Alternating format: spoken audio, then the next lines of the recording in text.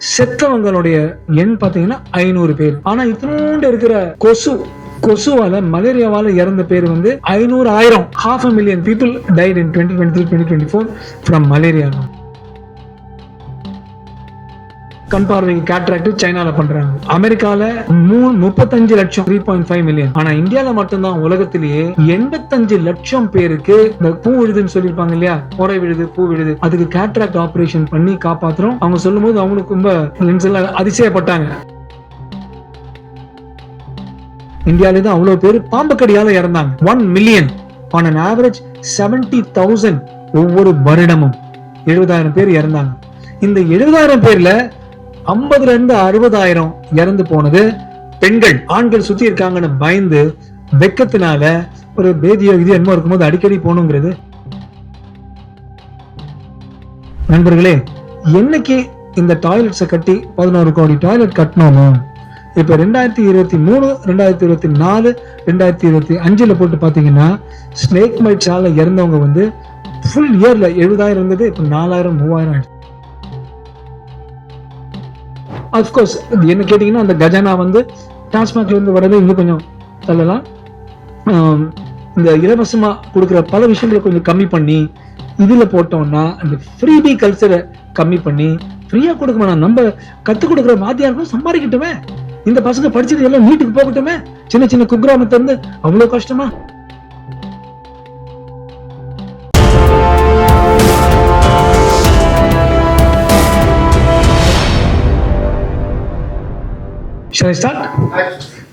எல்லோருக்கும் வணக்கம். இந்த பிரஸ் மீட் மாதிரி உங்க எல்லாரையும் கூப்பிட்டதுக்கு ஒரு முக்கியமான காரணம். அதுக்கு முன்னால என்னோட பேசுற ப்ரொஃபசர் CMK ரெட்டி, ஒரு முனைவர் CMK ரெட்டி. இவர் தெரியாத மருத்துவர்களே இல்லை. அது எங்க எல்லாருக்கும் ஒரு பிதா மகன் சொல்லலாம். சார் வந்து ஒரு 40-50 வருஷமா 50 வருஷத்துக்கு மேல is been a teacher and a professor, multiple awards. இதை தவிர சோஷியலி சமூக வலைதளங்கள்லையும் சரி சமூக வட்டங்களும் சரி ஆல் இண்டியா தெலுங்கு ஃபெடரேஷன் ரொம்ப ஒரு வெற்றிகரமா அதை நடத்திட்டு வர்றாரு. எல்லா மைனாரிட்டிஸ், லிங்குவிஸ்டிக் மைனாரிட்டிஸ், லிம்ஃபாட்டுங்கிற ஒரு குரூப் வந்து 2-3 கோடி மக்கள். ஸோ மெடிக்கல் சம்பந்தப்பட்ட விஷயம் தான் சாரை கூப்பிட்டு. So I request him to start. இது எல்லாமே என்னன்னா விக்ஷித் பரத், அதாவது ஒரு பரிணாம வளர்ச்சி அடைந்த பாரதம். 1947 இருந்து 2047 வரைக்கும் இந்த 100 வருடங்கள்ல ஒரு நூற்றாண்டுல நம்ம நாடு இவ்வளவு வளர்ந்துருச்சு உலகத்துக்கு காட்டுறதுக்கும் ஒரு 5 இயர் பிளான் நிறைய பேர் போடுவாங்க. அது மாதிரி ஒரு 100 இயர் பிளான் பண்றதுதான் விக்ஷித் பாரத். இதை பத்தி பேசுறதுக்கு நானும் ஒரு டெலிகேஷன்ல நானும் இன்னும் 20 பேரும் போயிருந்தோம் ஸ்காட்லாண்டுக்கு, எடின்பரோக்கு. நான் அங்க கொடுத்த ஸ்பீச் தான் இங்க இருக்கு. அந்த சொற்பொழி அப்புறம் அந்த 10-12 நிமிஷம் நீங்க கேட்பீங்க. பட் அதுக்கு முன்னால டாக்டர் CMK ரெட்டி இன்ட்ரோடக்ஷன் பண்ணுவார். Over to you sir. வணக்கம். ஊடக சோதர்களுக்கு எல்லாம் வணக்கம். உங்களுக்கு எல்லாம் தெரியும், கடந்த ஒரு 12 வருஷமா என்ன நம்ம நாட்டில் முன்னேற்றம் நடந்திருக்கு, டெவலப்மெண்ட்ஸ் வந்திருக்கு. அது வந்து எல்லா விவரமா சொல்லணும்னா இந்த டைம் பத்தாது. ஆனா முக்கியமா நம்ம பிரதமர் புனிதமான நோக்கம் என்னன்னா, அட்லீஸ்ட் நம்ம சுதந்திரம் வந்ததுக்கு அப்புறம் நூற்றாண்டு 1947 another 22 years அதுக்கு உள்ள பிகம் டெவலப் கண்ட்ரி. இன்னும் கூட டெவலப் ஆயிட்டு எத்தனை வருஷமா டெவலப் ஆயிட்டு போறோம். அதுக்கு ஏதாவது ஒரு முடிவு இருக்கணும் இல்லையா? அந்த முடிவுல தான் அவர் யோசனை பண்றாரு. ஆல்ரெடி we have reached ஒரு லெவலுக்கு வந்துட்டோம். நம்ம ஒரு இந்த 12 இயர்ஸ்லன்னு எங்கே இருந்து நம்ம உலகம் மேல வந்துட்டோம். ஆனா நிறைய விஷயங்கள், முக்கியங்க ஹெல்த் வந்து முக்கியமான அம்சம். இது மக்களுக்கு ஹெல்த் முக்கியமான அம்சம். ஹெல்த்னாலதான் middle class people become poor people because of health issues and health expenses. So அது அவர் மனசுல வச்சு ஹெல்த், பேசிக் ஹெல்த் எப்படியா இம்ப்ரூவ் பண்ணணும்னு சொல்லி நிறைய திட்டங்கள் கொண்டு வந்தாங்க. ஒரு 2-3 எக்ஸாம்பிள் மட்டும் சொல்றேன். நர்சஸ் ஷார்டேஜ் அவர் பாக்குறதுக்கு 157 nursing schools all over the country start பண்ணிட்டாரு. அதே மாதிரி அவர் என்ன சொல்றாருன்னா, ஒரு மாவட்டத்துக்கு ஒரு மெடிக்கல் காலேஜ் இருக்கணும். ஸோ தட் இந்த நம்ம medical help, technical high skill medical help ரூரலுக்கு போகணும். டிஸ்ட்ரிக்ட் போகணும், ஆட்டோமேட்டிக்கா ரூரல் மக்கள் தானே வருவாங்க. ரூரல் இப்போ இருக்கிற நிலைமை எப்படின்னா ரூரல் அர்பன் மால் டிஸ்ட்ரிபியூட் இருக்கு. பாப்புலேஷன் வந்து ரூரல்ல 70% ரூரல், 30% அர்பன். டாக்டர்ஸ் பார்த்தா ஜஸ்ட் ரிவர்ஸ். அர்பன்ல 70% இருக்காங்க, ரூரல்ல 30% இருக்காங்க. இது அவர் ஃபீல் பண்றாரு. எப்படியோ நம்ம ரூரல் பாப்புலேஷன் ஹெல்த் இம்ப்ரூவ் பண்ணணும், அவருக்கு ஆக்சசபிலிட்டி, அவர் ஏன்னா திருப்பி சிட்டி சென்னைக்கு வந்து வைத்தியம் பண்ண வேண்டிய ஒரு சுச்சுவேஷன் வரக்கூடாது. அவங்கவுங்க மாவட்டத்தில் அங்கே வைத்தியம் பண்றது மாதிரி செய்யறதுன்னு சொல்லி ஒரு டிஸ்ட்ரிக்ட் ஒரு medical college already planned. So இந்த மாதிரி நிறைய இப்போ ஸ்வச் பாரத் ஃபார் எக்ஸாம்பிள், ஏன்னா நியர்லி 15 crores டாய்லெட்ஸ் கட்டி வச்சுட்டாரு. இதெல்லாம் ஹெல்த் இஷ்யூ தானே, ஹெல்த் இம்ப்ரூவ் பண்றது தானே இதெல்லாம் வரும். நம்ம என்வாயன்மெண்ட் சுற்றுச்சூழல் இம்ப்ரூவ்மெண்ட் ஆட்டோமேட்டிக் ஹெல்த் இம்ப்ரூவ் ஆகும். இதே அவர் நோக்கம். இன்னும் சொல்ல போனா நிறைய இருக்கு. அவர் உமன்ஸ் எவ்வளோ பண்ணிட்டாரு, ட்ரிபிள் தலாக்கு, அப்புறம் 30% ரிசர்வேஷன், நிறைய சொல்லலாம். அதனால இந்த சந்தர்ப்பத்தில் நம்ம ஒரு dynamic surgeon like professor J S. Rajkumar அவர் செலக்ட் பண்ணி இந்த ஒரு அம்பாசிடர் ஃபார் திஸ் ப்ராபகண்டா அவர் செலக்ட் பண்ணதுக்கு எனக்கு ரொம்ப சந்தோஷமா இருக்கு. Is the most fitting person to propagate, என்ன நடந்திருக்கு என்ன நடக்க போகுதுன்னு சொல்றதுக்கு கரெக்ட் பர்சன். ஸோ நான் நிறைய சொல்ல ஸ்போர்ட்ஸ்ல ஃபைனல் கிளைமேக்ஸ் வந்து ஆபரேஷன் சிந்தூர். சரி, அவர் என்ன ஃபீல் பண்றாருன்னா, நேற்று இருக்கிற வந்து வெப்பன்ஸ்லோ இன்னைக்கு நம்ம யுத்தம் பண்ண முடியாது. நேற்று வெப்பன்ஸ்லோ இன்னைக்கு நம்ம வார் பண்ண முடியாது. இன்னைக்கு வெப்பன்ஸ் இன்னைக்கு வெப்பன்ஸா வேணும் நம்மளுக்கு. we must develop our own weapons. So உலகத்தை பூரா காட்டுற நம்ம வெப்பன் மிலிட்டரி பவர் என்னது உலகம் பூரா ஆபரேஷன் சிந்தூர்ல காமிச்சாரு. அது ஒரே ஒரு வார்த்தை சொல்லி நான் முடிக்கிறேன், நல்ல கவனமா கேளுங்க. சீதா கண்ணீர் வச்சா ராமநாசுர வாஸ் கில்டு. திரௌபதி கண்ணீர் வச்சா குருட்சேத்திரமே நடந்திருக்கு. ஒரு சாதாரண மகிழா கண்ணீர் வச்சா ஆபரேஷன் சிந்து நடந்திருக்கு. அதான் விஷயம். இதே that is Narendra Modi. He reacts so well for the problems of public. Now I request Dr. Dr. J.S. Rajkumar, illustrious son of illustrious father. J.R. Shankaran was a great physician in Madras Medical College. He is a teacher for teachers, and his son, Dr. Rajkumar, I want him to take over and talk about health issues. Thank you, sir. So ஸ்காட்லாண்டில் போய் நான் parliament நாங்கள் visit பண்ணோம், 21 பேர். அதுக்கப்புறம் Edinburgh city council, அதாவது நம்மளுடைய சட்டசபை மாதிரி, அங்கே போய் கொடுத்த ஸ்பீச் தான் இப்போ போட போகிறோம். நான் நினைக்கிறேன் நீங்கள் அந்த ஸ்பீச் எல்லாரும் கேட்டிங்கன்னா அதில் எல்லா பாயிண்ட்ஸும் இருக்கு. அதுக்கப்புறம் அதோட இம்பாக்ட் நான் சொல்லிடுறேன். அல்லது உங்களுக்கு வேணும்னா அந்த ஸ்பீச் இருக்கிற பாயிண்ட்ஸ் சொல்லிட்டு உங்களுக்கு பென்ட்ரைவ் மட்டும் கொடுத்துறேன். உங்களுக்கு எப்படி வேணும்னு சொல்லுங்க. How do you prefer, how do you want? நானே பேசுறேவா? Right, okay. ஸோ சார் சொன்ன போல நான் வந்து இன்னும் 20 பேர், நாங்கள் 21 பேர் இருந்தோம் எங்கள் கண்டிஞ்சென்ட்ல. விக்ஷித் பாரத்துடைய ஒரு கான்க்ளேவ் முதல் முறையாக ஸ்காட்லாண்டில் நடைபெற்றது. நீங்கள் அந்த வீடியோவில் பார்ப்பீங்க. முதல் முறையாக ஒரு சட்டையும் வேட்டியும் போட்டுட்டு ஒரு ஸ்பெசிஃபிக் படம் மாதிரின்னு சொல்லலாம், ஆனால் வேற மாதிரி அது போயிடும். ஒரு படத்தில் ஒரு மருத்துவர் போல சட்டை வேட்டி போட்டுட்டு முதல் முறையாக ஸ்காட்லாண்டுடைய பாராளுமன்றத்துக்கு போய் இதை பற்றி நான் பேசினேன். அப்போ நான் ஆரம்பிக்கும் போது கூட அதான் சொன்னேன், யாதும் ஊரே யாவரும் கேளிர் போல நாங்கள் வந்து 5000 வருட கால தமிழ் பாரம்பரியத்திலிருந்து நான் வரேன்னு சொல்லி தான் ஆரம்பிச்சுட்டு அப்புறம் ஸ்காட்லாண்டுக்கும் நம்ம இந்தியாவுக்கும் இருக்கிற கனெக்ஷன்ஸ், குறிப்பாக சென்னையோட பல கனெக்ஷன்ஸ் இருக்கு. அதுக்கு ஒரு உதாரணம் நான் சொன்னேன். 2024 வந்து ஆப்பிரிக்காவில் எலிஃபென்ட்ஸ், பெரிய பெரிய யானைகளால செத்தவங்களுடைய எண் பார்த்தீங்கன்னா 500 பேர். ஆனால் இத்தினோண்டு இருக்கிற கொசுவால, மலேரியாவால இறந்த பேர் வந்து 500,000, 500,000 people died in 2023-2024 from malaria. So அதுக்கும் என்னோட பேச்சுக்கு என்ன சம்பந்தம்? பெரிய சம்பந்தம் இருக்கு. ஸ்காட்லாண்ட்ல இருந்து பிறந்து வந்த சர் ரொனால்ட் ராஸ் என்பவர் இங்க நம்ம மெட்ராஸ் மெடிக்கல் காலேஜ் இருக்க ராஜீவ் காந்தி மெடிக்கல் காலேஜ், அவர் வந்து இங்கதான் ஃபீமேல் அனாஃபிலிஸ், இந்த பெண் அனாஃபிலிஸ் கொசுவினாலதான், அதுதான் அந்த மலேரியாவுடைய பாரசைட் உள்ள வைக்கணும்னு சொல்லி அவர் கண்டுபிடிச்சு இந்தியாவிலேயே முதல் நோபல் பிரைஸ் மருத்துவத்துக்காக பெற்றவர் சென்னையில இருந்தா இந்தியாவோட முதல் நோபல் பிரைஸ் போச்சு சார் ரொனால்ட் ராஸ். அங்க நான் பேசுறதுல இருந்து 100 மைல் தள்ளி தான் அவருடைய ஆன்செஸ்ட்ரல் வீடும் இருந்துச்சு.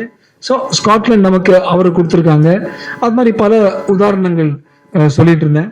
அப்புறம் முக்கியமான விஷயம் என்ன சொன்னேன்னா, நம்மளோட ஹெல்த் கேர் எப்படி இருந்துச்சு 80-100 வருஷங்களுக்கு முன்னால பாத்தீங்கன்னா அவ்வளோ கஷ்டப்பட்டு இருந்தோம். கேட்ராக்டால லட்சக்கணக்கு இல்லைங்க, கோடிக்கணக்கான ஆளுங்க கண் பார்வை இல்லாம இருந்தாங்க. இன்னைக்கு NHS யுனைடெட் கிங்டம், அது இங்கிலாந்து, வேல்ஸ் எல்லாம் சேர்த்து 400,000 அறுவை சிகிச்சைகள் செய்து கண் பார்வைக்கு கேட்ராக்டுக்கு பண்றாங்க. ஒரு பெரிய அட்வான்ஸ் கண்ட்ரி. அவங்களுக்கு மேல சைனா வந்து 3 மில்லியன் 32 லட்சம் கண் பார்வைக்கு கேட்ராக்ட் சைனால பண்றாங்க. அமெரிக்கால 35 லட்சம் 3.5 மில்லியன். ஆனா இந்தியால மட்டும்தான் உலகத்திலேயே 85 லட்சம் பேருக்கு இந்த பூ விழுதுன்னு சொல்லியிருப்பாங்க இல்லையா, பொறை விழுது, பூ விழுது, அதுக்கு கேட்ராக்ட் ஆபரேஷன் பண்ணி காப்பாத்துறோம். அவங்க சொல்லும் போது அவங்களுக்கு ரொம்ப அதிசயப்பட்டாங்க. நிறைய பேர் இங்க நினைச்சிட்டு இருப்பாங்க இந்தியால ஆபரேஷன் பண்றாங்க, டாக்டர் சம்பாதிக்கிறாங்க. இந்தியால ஒரு கேட்ராக்ட் சர்ஜரியோடைய ஆவரேஜ் சராசரி விலை வந்து 150 GB pounds, English pounds 150 pounds average எடுத்து பார்த்தா, பிரைவேட் பிளஸ் பப்ளிக், அதாவது 115,000 rupees. அங்க வந்து 1500 இருந்து 2000 பவுண்ட் ஆகும். 10 மடங்குல இருந்து 15 மடங்கு ஆகும். இந்த பொறை விடுறது மட்டும் இல்ல, எல்லாமே அங்க ஒரு பட்டியல காட்டியிருந்தேன். எல்லாமே இங்க 10 மடங்கு, 15 மடங்கு, 20 மடங்கு அதிகமா இருக்கு. அது மட்டும் இல்ல, ஒருத்தருக்கு ஒரு கேன்சர் இருக்கும்னு நம்ம ஒரு சந்தேகத்துல ஒரு கொலனோஸ்கோபி பண்ணி பார்க்கணும்னா, எண்டோஸ்கோபி பண்ணி பார்க்கணும்னா இந்தியால அடுத்த நாள் பண்ணுவாங்க. அதுக்கே நேற்று சொன்னாங்க, இன்னைக்குதான் பண்ணாங்கன்னு சொல்லுவாங்க. ஆனா அங்க வந்து ஆவரேஜ் வெயிட்டிங் டைம் வந்து 6 வாரங்கள்ல இருந்து 6 மாசம். கேன்சர் இருக்கா இல்லையான்னு தெரிஞ்சுட்டு 6 மாசம் பலர் வெயிட் பண்ணி அதுக்குள்ள கேன்சர் அட்வான்ஸ் ஆயிடும். ஸோ இந்த பெரிய பெரிய வித்தியாசங்கள் அவங்களுக்கும் நமக்கும் இருக்கு. கடைசியா அவங்க கிட்ட என்ன சொன்னேன்னா, ஏன் இந்தியா வந்து அவங்க ஹெல்த் கேர் வந்து, நான் ஹெல்த் கேர் தான் பேசினேன். என்னோட வந்தவங்க வந்து சந்தீப் மார்வான்னு, மார்வா ஃபிலிம் ஸ்டுடியோன்னு இருக்கு. நம்ம JJ ஃபிலிம் சிட்டி அல்லது ராமோஜி ஃபிலிம் சிட்டி மாதிரி இந்தியாவிலேயே ரொம்ப பெரிய ஃபிலிம் ஸ்டுடியோங்கிறது சந்தீப் மார்வா. ராஜ் கபூருடைய மருமக மாதிரி அவர் நெவியூ, அவர் வந்திருந்தாரு என்னோட. அதே போல டாக்டர் மணி சர்மான்னு மார்ச் 2025 வரைக்கும் ஸ்டேட் ஹெல்த் மினிஸ்டர் ஆஃப் சிக்கிமா இருந்தார், அவர் வந்திருந்தாரு. குல்தீப் ஷெகாவத்னு மா டெலிவிஷன் இங்கிலாந்துலேயே ரொம்ப பெரிய ஹிந்தி சேனல், அவருடைய கசன் பிரதர் தான் நம்மளுடைய union minister of culture Gajendra Singh Shekhawat. அவர் குல்தீப் சிங் ஷெகாவத்தும் வந்திருந்தாரு. பெல்ஜியம்ல நம்ம டாப் இந்தியன் ஒருத்தர், பிரான்ஸ்ல நம்ம டாப் இந்தியன் ஒருத்தர், சுப்ரீம் கோர்ட் அட்வொகேட் ஒரு டாப் லேடி ரீனா சிங், இது போன்ற பலர் வந்தாங்க. என்னுடைய விஷயம் வந்து, நான் பேசுனது வந்து மெயினா ஹெல்த் கேர். அவங்களால நம்ப முடியல அவ்வளவு பெரிய வித்தியாசம் அவங்களுக்கும் நமக்கும் இருக்குன்னு. என்னுடைய டாக் கேட்டீங்கன்னா ஒரு பகுதியில் நான் சொல்லுவேன், பர்ஃபெக்ட் இக்கனாமிக் பேலன்ஸ், அதாவது பொருளாதார வர்த்தக சமம் ஒன்று வரும். அதாவது நம்ம வந்து $500 மில்லியன் எக்ஸ்போர்ட் பண்றோம் ஸ்காட்லாண்டுக்கு, இந்தியா டு ஸ்காட்லாந்து. ஆனா ஸ்காட்லாந்து இருந்து அதே $534 மில்லியன் இம்போர்ட் பண்றோம். Nearly the same. இது பேரு பர்ஃபெக்ட் இக்கனாமிக் பேலன்ஸ். அப்கோர்ஸ் இந்த 534ல 300 மில்லியனும் $400 மில்லியன், அதாவது 3000-4000 கோடி வெறும் ஸ்காட்ச் விஸ்கி இம்போர்ட் பண்றோம் அவங்க கிட்ட இருந்து. எனக்கு ரொம்ப பிடிச்ச விஷயம் இல்லை, ஆனா இதுதான் உண்மை. I have to say it. And so so much of economic balance. அவங்க கிட்ட சொல்லியிருந்தேன், நீங்க வந்து 6 மாசம் அல்லது 12 மாசம் வெயிட் பண்ணி கேன்சர் இருக்கான்னு கண்டுபிடிக்கிறதுக்கு பதிலாக ஃபிளைட் எடுத்து இந்தியாவுக்கு நீங்க வந்தீங்கன்னா கூட பண்ணிட்டு போனீங்கன்னா பிரச்சனை இல்லாம முடிஞ்சிடும். அவ்வளவு கம்மியா இருக்கும், உங்க இன்சூரன்ஸே கவர் பண்ணணும்னு சொன்னேன். இது போல நம்மளோட காஸ்ட் எவ்வளவு ஆகுது, நம்ம ஹாஸ்பிட்டல்ஸ்லாம் எப்படி இருக்குன்னு எடுத்து சொன்னோம். இன்னொரு விஷயம், அவங்க யாராலையும் நம்ப முடியாத விஷயம், ஆவணங்களோடு எடுத்து காட்ட வேண்டியதா இருந்துச்சு. இது மாதிரி ஆயுஷ்மான் பாரத்ங்கிற ஒரு ஹெல்த் இன்சூரன்ஸ் வந்து எப்படி நீங்க 50 கோடி பேருக்கு 500 மில்லியன் அவங்க பயப்படுறாங்க. ஏன்னா அமெரிக்காவோட டோட்டல் பாப்புலேஷனே 320 மில்லியன் தான். நம்ம வந்து ஆயுஷ்மான் பாரத்ல 500 மில்லியன் பேர், 50 crore people are covered by the Ayushman Bharat. தமிழ்நாடுல போதிய அளவுக்கு அந்த ஆயுஷ்மான் பாரத் இம்ப்ளிமெண்ட் பண்ணலங்கிறது இன்னொரு விஷயம். ஆனா அதை ஸ்காட்லாண்ட்ல நான் சொல்லலை. ஆனா எப்படி இது மாதிரி இது பண்றோம்னு சொல்லும்போது largest health care insurance Ayushman Bharat. அவங்க கேட்டாங்க பிரைவேட் பார்ட்டிசிபேட் பண்றீங்களா? நான் சொன்னேன் ஆமா, நானும் ஒரு பிரைவேட் ஹாஸ்பிட்டல் ஒன்று தான். நாங்க பிரைவேட் பீப்புள் கூட வறுமை கோட்டு கீழே இருக்கிறவங்க ஆயுஷ்மான் பாரத்ல வர்றவங்க எல்லாருக்கும் நாங்க இங்க வந்து அந்த கவர்மெண்ட் மூலமா ரொம்ப கம்மியான ரேட்டுக்கு பண்றோம். அது எங்களுடைய ஒரு அன்பளிப்பு மாதிரி நம்ம கவர்மெண்ட்டுக்கு பண்றோம், மக்களுக்கு பண்றோம்னு சொல்லும்போது ரொம்ப சந்தோஷமும் பட்டாங்க. இன்னொரு விஷயம், அங்க எழுதுற 5 பிரிஸ்கிரிப்ஷன் ரொம்ப முக்கியமான பாயிண்ட். எவ்ரி 5 பிரிஸ்கிரிப்ஷன்ஸ் எழுதுறதுல 4 பிரிஸ்கிரிப்ஷன்ல அந்த ட்ரக் செய்யறதெல்லாம் இந்தியாவில தான். India is the pharmacy of the world. இந்த ஜெனரிக் மெடிசின்ஸ் இந்தியா மாதிரி வேற எந்த இடத்துலும் கிடைக்கவே கிடைக்காது, அவ்வளவு லோவான ரேட்டு. கொஞ்ச நாளுக்கு முன்னாடி சைனா கம்பீட் பண்ணிட்டு இருந்தான், இப்ப இந்தியா தான் நம்பர் 1. மேக்சிமம் இஸ் இந்தியா தான் ஜெனரிக் ட்ரக். ஸோ நம்ம ஆட்களுக்கு நம்ம மாத்திரை மருந்து மேல நம்பிக்கை இருக்கோ இல்லையோ, உலகத்துல 300 நாடுகள்ல வந்து நம்ம நாட்டுல தயாரிக்கிற ஜெனரிக் ட்ரக்ஸ் அங்க போகுது. ஸோ ஒரு வகையில இந்த ஆவணங்கள்லாம் அவங்க கிட்ட காட்டி இப்படி நம்ம இருக்கு, நாங்க அதிதி தேவோ பவ, இங்க வர்ற ஒவ்வொரு விருந்தாளியும் தக்காருக்கு வேளாண்மை செய்தல் பொருட்டு சொல்லுவாரு வள்ளுவரும். யாரு வந்தாலும் அவங்க நல்லா கவனிச்சுக்கணும், அதிதி தேவோ பவ, நீங்க வாங்க, நாங்க நீங்க பாரம்பரியமே போற வரங்கெல்லாம் கூப்பிட்டு நாங்க மோர் கொடுப்போம்ப்பா எக்ஸ்பிளைன் பண்ணி சொல்லி, உங்களுடைய மாத்திரையோ மருந்தோ இங்க மாதிரி வேற எந்த இடத்தையும் கம்மியான விலை கிடைக்காது, இந்த மாதிரி இந்தியா மாதிரி வேற எந்த இடத்தையும் அவ்வளவு கம்மியான டைம் கேப்ல பண்ணவும் மாட்டாங்க. கடைசி அவங்க கேட்டாங்க எப்படி உங்களுடைய டாக்டர்ஸ் எங்க டாக்டர்ஸோட பெட்டர் ஆகுறாங்க. இது வந்து நம்ம ஊடகங்கள் நோட் பண்ண வேண்டிய விஷயம். மால்கம் கிளாட்வெல்னு பெரிய ஒரு சோஷியல் சயின்டிஸ்ட் இருக்காரு. அவர் வந்து அவுட்லயர்ஸ் கான்செப்ட். அவுட்லயர்னா நம்ம ஒரு பிளட்டையோ பெயிண்டோ சோறு மேல அடிக்கிறோம், அதை தாண்டி ஒரு 2 டிராப் போகும், அந்த டிராப் பேர் தான் அவுட்லயர். அதாவது எல்லாருமே ஒரு மாதிரி இயங்கும் போது ஒரு சிலர் வந்து ஒரு விராட் கோலி மாதிரியா அல்லது ஒரு வைஷ்ணவ் மாதிரியோ அல்லது எல்லா டீ கடைக்காரங்களும் மோடி ஆக முடியுமா, அது மாதிரி வித்தியாசமா இருக்காங்க இல்லையா அவுட்லயர்ஸ். ஒருத்தர் அவுட்லயர் ஆகிறதுக்கு ஒரு ஜூனியர் டாக்டர் 10,000 மணி நேரம் ஒரு வேலையை பண்ணா அவங்க அவுட்லயர் ஆயிடலாம். நம்ம வயலின் எடுத்து 10,000 மணி நேரம் வாசிச்சோம்னா அதுல வந்து ஒரு அவுட்லயர் ஆயிடலாம். கடைசி பகுதி லக்கு, பட் அவ்வளவு நல்லா ஆகலாம். இந்தியன் டாக்டர்ஸ் ஒவ்வொரு வாரமும் ஊடகங்கள் எடுத்துட்டு போகணும். ஒவ்வொரு வாரமும் இந்தியன் டாக்டர்ஸ், இங்கிலாந்துல இருக்கிற டாக்டர்ஸ், ஸ்காட்லாண்ட்ல இருக்கிற டாக்டர்ஸ், அமெரிக்கால இருக்கிற டாக்டர்ஸோட நாங்க வந்து 20 மணி நேரம் ஜாஸ்தியா வேலை செய்யறோம். இதெல்லாம் வந்து பதிவான உண்மைகள். ஸோ ஒரு ஃப்ரெஷ் டாக்டர் வெளியில வரும்போது per day, per week 20 hours Mona, per year 1,000 hours மோ. 5-10 வருடங்கள்ல அந்த 10,000 மணி நேரம் வேலை செய்யறதுனால இந்தியன் டாக்டர்ஸ் உடைய பேசிக்கலி சிம்பிளா சொன்னா அனுபவம் ஜாஸ்தி இருக்கிறதுனாலவும், வேலை அவ்வளவு பண்ணாதான் ஓரளவுக்கு பண்ண முடியுங்கிறதுனாலவும் திறமை அவ்வளவு வந்துருது. இங்கிலீஷ் டாக்டர்ஸ் அமெரிக்கன் டாக்டர்ஸோட ஒப்பிட்டு பார்த்தோம்னா we are outliers earlier. அங்க கூட 15-20 இயர்ஸ் அவங்க ரீச் பண்ணிடுவாங்க. நம்ம 5 அல்லது 7 வருஷத்துல ரீச் பண்றோம். ஏன்னா அவ்வளவு மணி நேரம் ஒர்க் பண்றோங்கிறத அவங்க கிட்ட எடுத்து சொன்னேன்.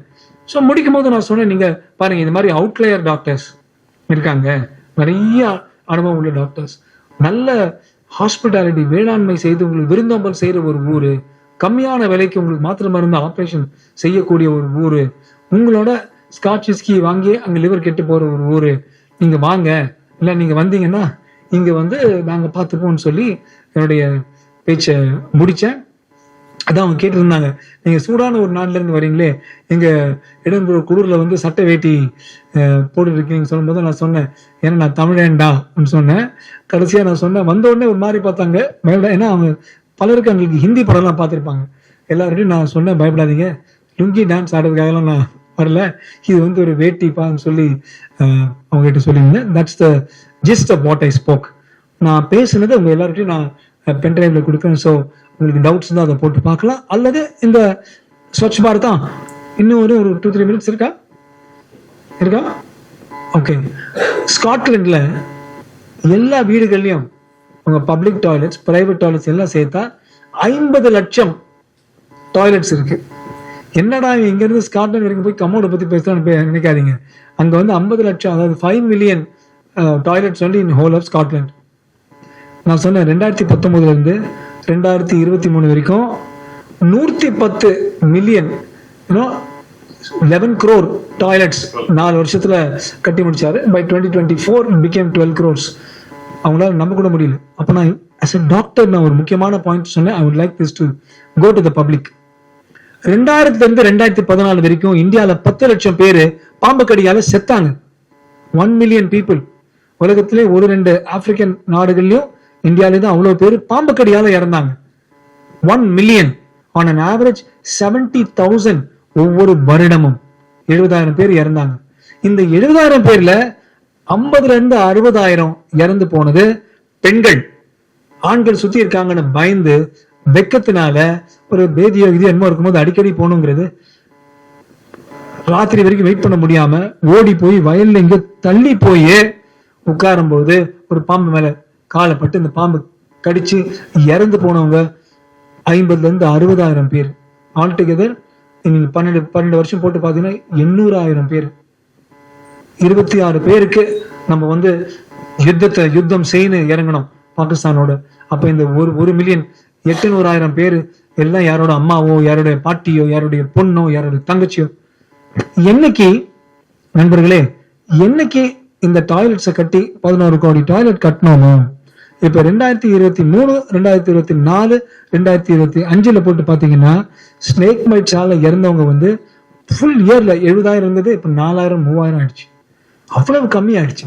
ஒரு மருத்துவனுங்கிற முறையிலையும் உயிரை காப்பாத்துறதுக்காக வாழ்நாள் பூர்ண ஏதாவது கத்துக்கிட்டு ஆபரேஷன் பண்ணிட்டு திரியிறோம்ங்கிற முறையிலையும் ஒவ்வொரு இந்திய உயிரும் முக்கியம் என்ற முறையிலும் இதுதான் ஸ்வச் பாரத். நான் உங்ககிட்ட சொன்னேன், இனிமேல இந்தியானா நாங்களாம் வெளியில எங்கேயோ உட்காந்துட்டு பாத்ரூம் போகணும்னு நினைச்சுக்காதீங்க, நான்லாம் போயிடுச்சு. இப்ப ஒவ்வொரு சின்ன குக்கிராமத்து கூட பட்டி தொட்டியில கூட டாய்லெட்ஸ் இருக்கு. ஒழுங்கா எங்க ஆளுங்க போவாங்க, சும்மா வெளியிலாம் போக மாட்டாங்க. அது மாதிரி எங்களை பத்தி இந்த துச்சமா நினைச்சுக்காதீங்க, கொச்சப்படுத்தாதீங்கன்னு ரொம்ப தெளிவா அவங்க கிட்ட சொல்லி இப்போ 1 மில்லியன் in 12-14 years இருந்தது. Maybe in 12 or 14 years it may come to 50,000 or 60,000, 4,000 a year from 70,000 a year. Swachh பாரத்துடைய நாங்க அழகா இருக்கோம், வெளியில இருந்து பாரு பெருக்கிறோங்கிறது மட்டும் இல்ல, உயிரையும் இது மாதிரி காப்பாத்துறோம்ங்கிறதுல ஒரு மருத்துவ ரீதியில அதை நான் டிஸ்கஸ் பண்ணேன். So these are the things I mainly discussed. So அது நீங்க சொல்றது மெட்ரிகுலேஷன் படிச்ச பசங்க, அப்படி இல்லைன்னா நிறைய பணம் வச்சிருக்கவங்க. இப்போ தமிழ் மீடியம்ல படிக்கிறவங்களுக்கும் அவங்களுக்கு என்ன கோர்ஸ் நீட்ல என்ன கொஸ்டின்ஸ் கேட்கறாங்கன்னு கூட நமக்கு இது வரைக்கும் தெரியாது. அப்போ ஒரு பிரைவேட் ஆர்கனைசேஷன் நம்ப வேண்டியதா இருக்கு. அப்போ அங்க போயிட்டு என்ன எப்படி படிப்பாங்க, அவங்க எப்படி நீட் எக்ஸாம் எழுதுவாங்க? ஸோ டாக்டரா நீங்க எப்படி? நல்ல கேள்வி.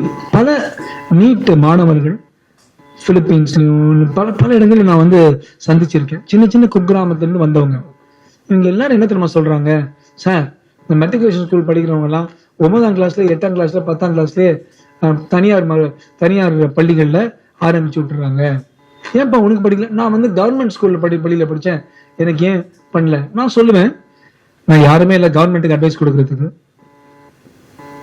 1000 ரூபாய் அந்த உரிமை தொகை இருக்குல்ல, அந்த உரிமை தொகை வந்து அவ்வளவு கோடிக்கணக்கான பேருக்கு கொடுக்கறதுக்கு கொண்டு வந்து 10ஆம் கிளாஸ்ல இருந்தே அரசு பள்ளிகள்ல நம்ம மாணவர்களுக்கு படிப்பதற்கு, நீட்டுக்காக படிப்பதற்கு ஒரு வாய்ப்பு கொடுத்து இந்த மேலம்மாள் போன்ற பிரைவேட் இன்ஸ்டிடியூஷன் பண்ற மாதிரி அங்க பண்ணோம்னா இவங்களும் ஈக்குவலுக்கு வந்துருவாங்க. அவங்க என்ன பண்றாங்க, அரசு பள்ளியில நான் கத்துக்கிறத விட தான் அந்த சமச்சீர் கல்வி தான் நான் கத்துக் கொடுத்துட்டு போவேன், இதுக்கு மேல நான் ஏத்த மாட்டேன்னு சொல்றாங்க. நல்ல காலம் கடந்த 2 வருடங்கள்ல சிபிஎஸ்சிலையும் ஐபில பயன்படுத்துற அதே புத்தகங்களை இங்கேயும் பயன்படுத்த ஆரம்பிச்சிருக்காங்க.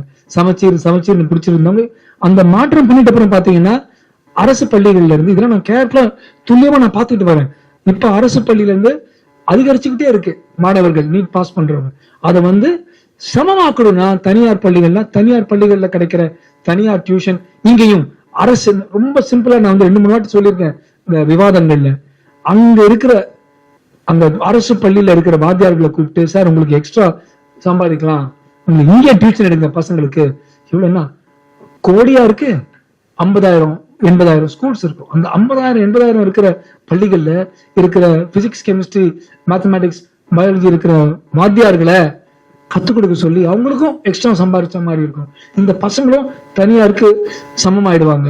அப்ப ஆல்ரெடி அதிகரிச்சுட்டு வர்ற இந்த எண் இன்னும் அதிகரிச்சுட்டு இன்னும் நம்ம மருத்துவர்கள் ஆவாங்க. ஆனா அதுக்கு பண ஒதுக்கீடு எங்க இருந்தாவது வரணும். அப்கோர்ஸ் என்ன கேட்டீங்கன்னா அந்த கஜானா வந்து டாஸ்மாக்ல இருந்து வரது இன்னும் கொஞ்சம் தள்ளலாம். இந்த இலவசமா கொடுக்குற பல விஷயங்களை கொஞ்சம் கம்மி பண்ணி இதுல போட்டோம்னா அந்த ஃப்ரீபி கல்ச்சரை கம்மி பண்ணி ஃப்ரீயா கொடுக்க வேணாம். நம்ம கத்து கொடுக்குற வாத்தியாருக்கும் சம்பாதிக்கட்டுமே. இந்த பசங்க படிச்சது எல்லாம் வீட்டுக்கு போகட்டுமே. சின்ன சின்ன குக்கிராமத்துல இருந்து அவ்வளவு கஷ்டமா. நான் ஒரு நாள் ஒரு விவாதத்தை நான் கணக்கு போட்டு காட்டினேன். இந்த உரிமை தொகை கொடுக்குறாங்கல்ல, அப்படியே ஒரு வருஷத்துக்கு வரும் 50,000 ஸ்கூல்ஸ்க்கு எடுத்து கொடுக்கலாமே. நம்ம பசங்க போவாங்களே வீட்டுக்கு. சோ இப்படி நம்ம போகணும். வெறும் இந்த பசங்க கூட வாக்கு கிடைக்கும், ஒரு 2 வருஷத்துக்கு அப்புறம் வாக்கு கிடைக்கும். அதாவது நான் வந்து இந்த பக்கமும் அந்த பக்கம் சாயில சமூகத்துக்கு சமுதாயத்துக்கு எது நல்லதுன்னு சொல்றேன். இப்படி பண்ணீங்கன்னா வருங்காலத்துல சின்ன சின்ன குக்கிராமங்கள்ல இருந்தும் பல மருத்துவர்கள், பிரெயின் சர்ஜன், ஹார்ட் சர்ஜன்ஸ் அது மாதிரி உருவாகுவாங்க. இதுதான் உண்மை.